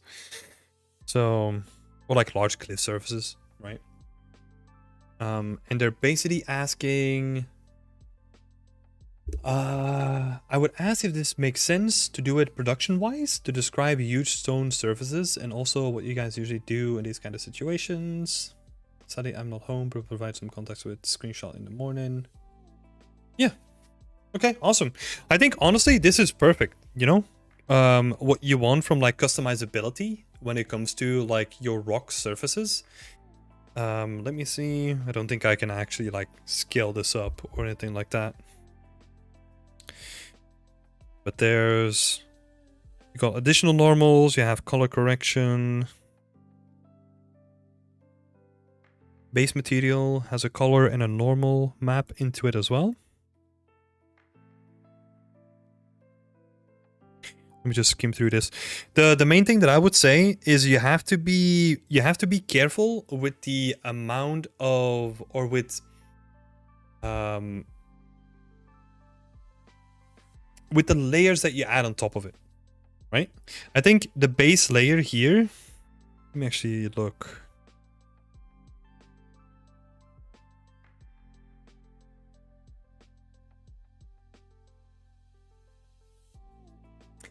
Oh, okay. So this is, okay, what they're doing here is the strength of the actual base normal map itself, right? So this is like the sculpted normal map.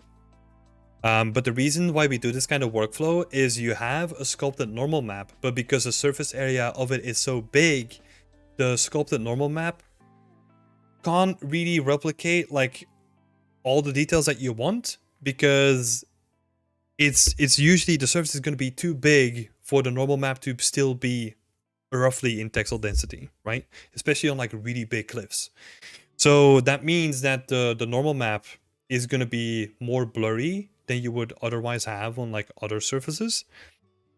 So that means that we then have to add like additional layers on top of it with additional normal maps to kind of cheat and regain some of that visual detail, right? So this first one is like the main normal map, and then there's like a bunch of layers on top of it with vertex paint, and then some RGB masking as well.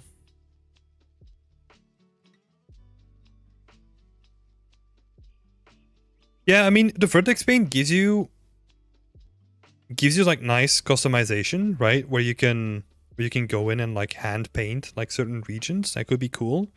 The thing that I wanted to say here is that you have to be careful, especially with this texture on top of it, that it doesn't just look like a Voronoi texture. It actually has to look like a detailed rock surface on top of it, right? So there are some improvements to be made on like the actual textures that are being used here for sure. But the overall workflow and like how you use it, like, yeah, that works. I've seen that used in productions as well, so. Yeah, you got some curvature mask, you got some AO masking. Yeah, I think with the final result, this is also something that you have to be careful of, right? And Mario actually brought this up earlier in the chat as well, which I really appreciate for, is you gotta be careful with the amount of noise that you introduce and the amount of contrast that you introduce as well, right? Because basically the noisier the surface or the more detail that you add on top of it, and then together with contrast, it's gonna pull your eyes towards it more because it's asking for like a lot of attention to itself. And that's usually when I call something noisy, it basically means that it's asking too much attention for itself compared to the other components in the environment, right? So if I say that this looks noisy, it's just like there's too many layers and there's too much stuff going on, and that's why it's like pulling all the attention to itself. So I would say try to make it a little bit more subtler. I think doing like a little bit of a color adjustment to this orange layer that you're painting on top of it is gonna help a lot as well. Because right now you have like a pretty muted orange, right? Like a nice sandstone color. And then there's gonna be like a more saturated color on top of it.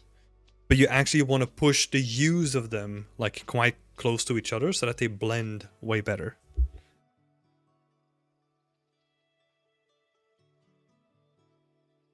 Yeah, you gotta massage it in, right? It has to be very subtle, and it has to be very very nicely layered, where every layer is adding something, but it's also not adding too much.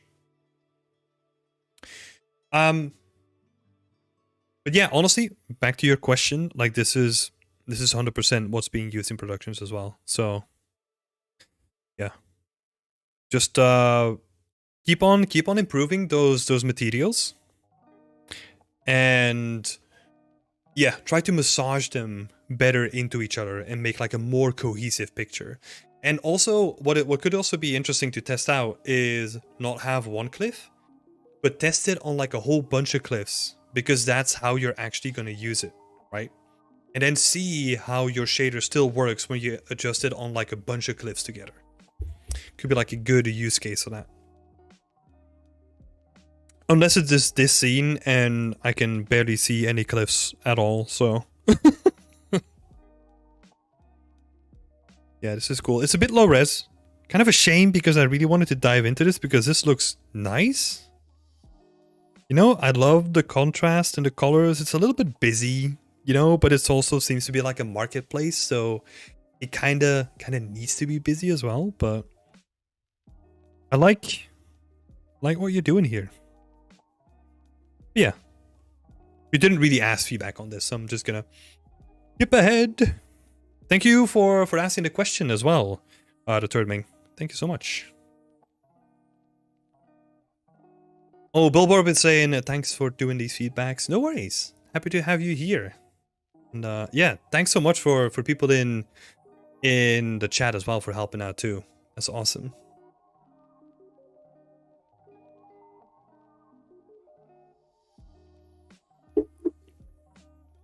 Hey Antonio, how are you doing? It's gonna be the last one of the day, and I think that's honestly perfect timing. Love it. No, Emmanuel came in late. Okay, maybe it's not the last then. Okay, it's about a music harbor town. This is a post from Xunkai. It's about a music harbor town. People will feel happy with each other in this place, and I want to improve the scene lighting and others. I'm looking for your feedback. Yeah. I like the shapes that you have going on. Like the colors. Feels very like Mediterranean, like Greece inspired, you know?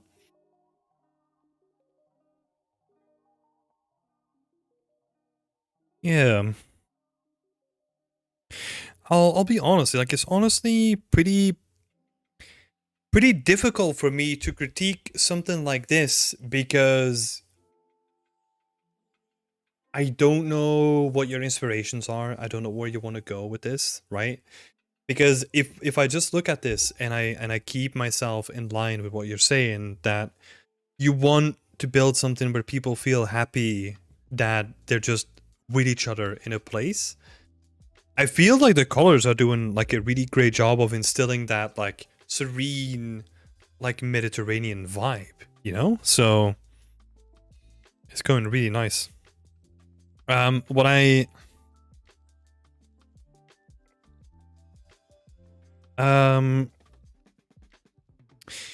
might say, and it's not really about like the vibe of it, right? But like the consistency in the textures and the way that you approach texturing and the assets thereof can be improved a little bit, right? Because especially if we look at an area like this, for example.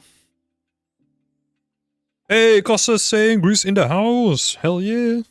So if we look at like a snippet of this, right? Like this wood looks like really detailed. Not bad, right? Not bad at all. Like really detailed. But then in contrast, like the wood that we have here looks way flatter, right? Or like way more stylized, or whatever word that you want to describe. It's just there's this weird contradiction happening where the approach on one wooden object is not the same as another wooden object. So it's a consistency thing, right?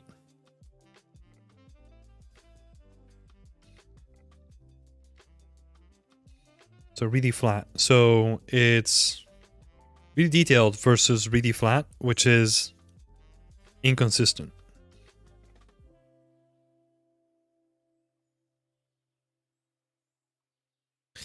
Which is inconsistent. And then you can apply that to like a lot of things, right? Let's say you want to keep it like, let's say you want to keep it more flat, right? Then you can apply that texturing technique that you use here on this object on this wooden object as well, and then also apply it on these things too, where this feels way flatter. Maybe what you do instead is get rid of the surf and get rid of this logo and just stick with the vibrant colors, right? Maybe even incorporate some of those like natural strokes into it too. Could be interesting.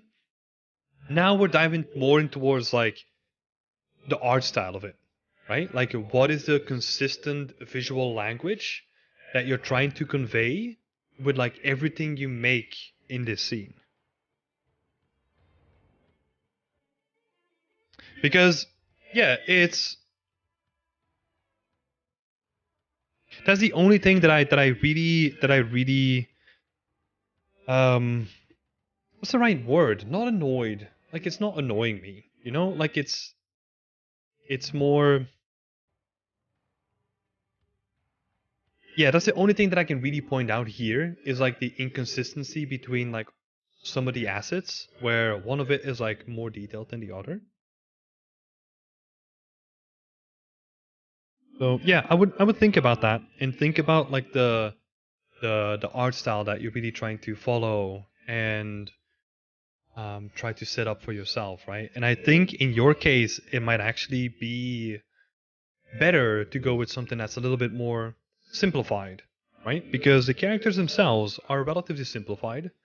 They have like really interesting silhouettes, right? Like the geometry itself is more elaborate. But then if we actually look at the texturing approach on it, it's simple, right? It has like a very simplified, very elegant tone to it. So maybe that's also the way that you can approach like some of the wood as well, especially this wood. I don't think this wood would stick out, but definitely like more detailed wood like this feels that it deviates from the art style.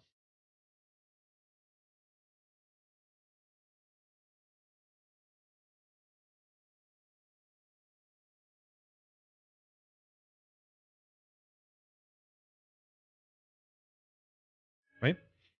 But yeah, in rough terms, what you asked for was like, hey, I want to improve. I want to make a place where people feel happy with each other, right? And definitely the mood is coming across like that. So yeah, that's like the main thing that I'll stick by. It's just, yeah, just the inconsistency and like in the approach to objects.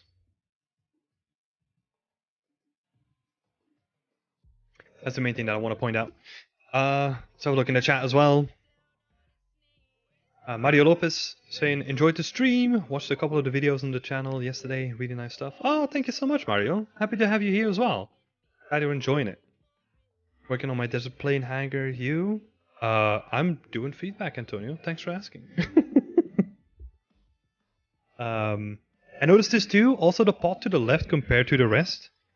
Yeah. And I feel like the thing that really really annoys. Like that's probably the best word, but it's not really annoying. But like the rope is probably too detailed, right? I think the pod itself is actually quite interesting. Yeah.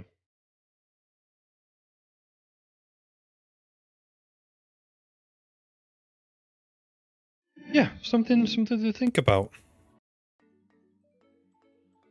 And the scene light, I honestly kind of like it. You know, like it's like a very nice sort of sunny afternoon. You know, like almost like blue skies, like very chill. I don't necessarily hate it. You know, I think it's nice. It fits the theme as well. It's meant to be cozy, right? It's not meant to be like very moody or very atmospheric. It's meant to be like like I'm on a holiday kind of vibe. And I think it's nailing it. So good job on that. Yes, let's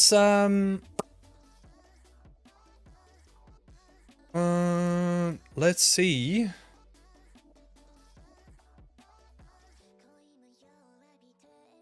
Where's this rendered in? No clue, Costas. It's a good question. I think it might be Unreal, from what I can tell. But I'm honestly guessing. So I've got no idea. Not too much information on that, I'm afraid.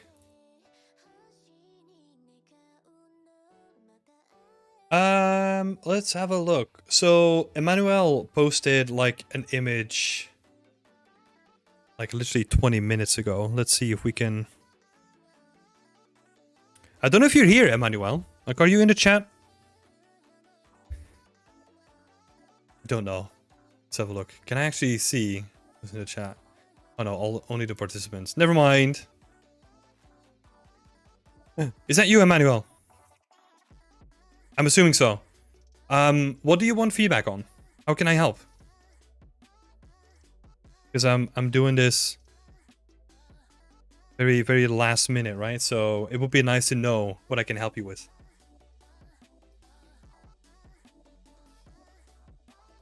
And in the meantime, Billboard was coming up with a question. I had a question about game foliage. Is it appropriate for a foliage asset to have multiple materials? Example, material for the flowers, for the stems, and for the leaves. I asked because depending on the asset, it's hard to include everything in one texture set. Specifically, having volumetric unwrapped geo and flat stuff like leaves is the same on the same UV tile. Yeah, so you actually need multiple materials, right? Because if you're making a tree, right? Like if we're going with the most complex example, the bark is probably not gonna have like a material assigned to it that's also taken into account the opacity, because you don't need that, right? For the bark. If we're talking about something else, like let's say a fern or something like that, you can probably do it with one. Like Dots is saying, the less is better, right? Like if you can add it to like one texture sheet, that's obviously better.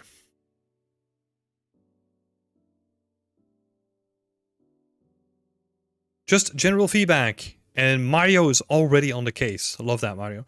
I changed the underside of the walkway to create contrast. At the moment, everything is very red. I choose a cream color personally.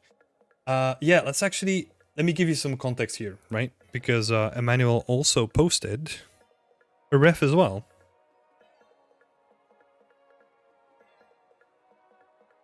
And I think it still counts true, right? I think the underside of the walkway is more brown.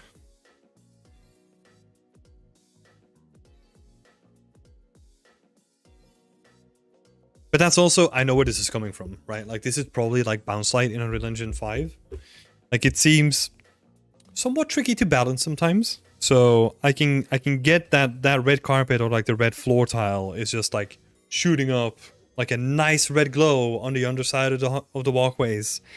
So in your directional light, there's actually an indirect light intensity, or like yeah, I think it's called indirect lighting intensity. that you can slide, and that's going to dictate like how much of that global illumination is going to be bouncing around the scene. So might be interesting to work with. Don't know if you already did that, but yeah, that's a good shout.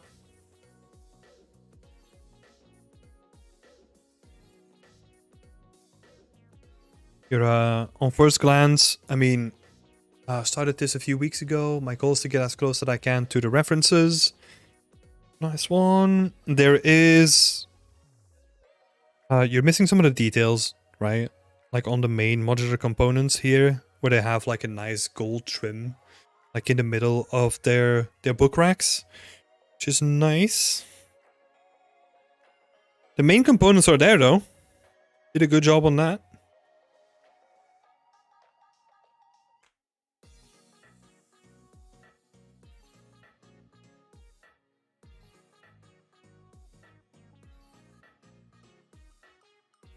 Currently working on that. Awesome.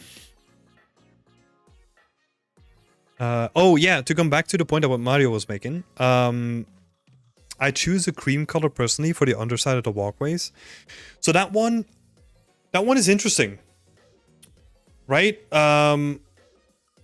Because if you go with a lower base color, that means that more light is going to be reflected on it. So you have to be careful with the color that you use when it comes to bouncing light around, especially now in Unreal Engine 5.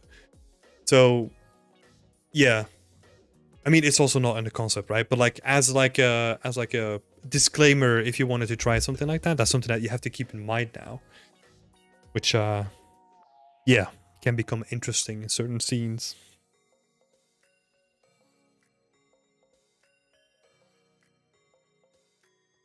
Yeah, I like it though.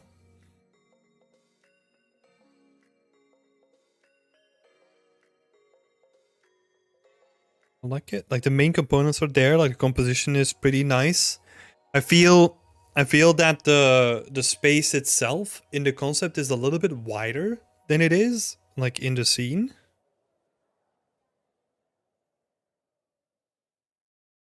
Even though the pillars, it might also be like a little bit of a camera thing, right? You can kind of change that up still. No, I might well. This is looking good.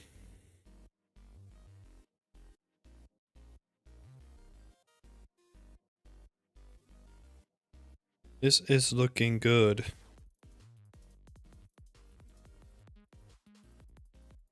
Yeah, good stuff. Good work on the block out. Good work on like finding such an interesting ref. It's gonna be curious how you're gonna approach it, because I see you adding like painterly splotches, right, in the texturing. Yeah, it's gonna be interesting how close you're gonna get to like the whole art style that he used, right? So good luck on that.